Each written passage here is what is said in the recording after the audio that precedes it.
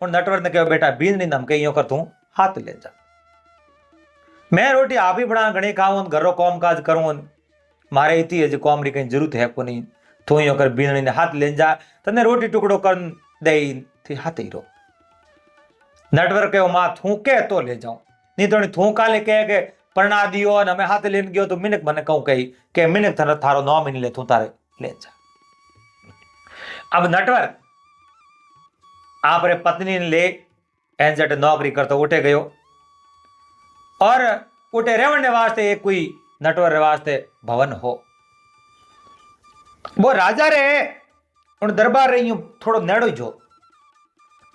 नटवर आपरे पत्नी ने घरे छोड़ दी छेमन वगैरह घर लान मेल दियो ए दिन दिन तो राजा रे दरबार में नौकरी करे और 100 मोती नटवर करया जावे। इयो करते करते 2-4 महीना बीता।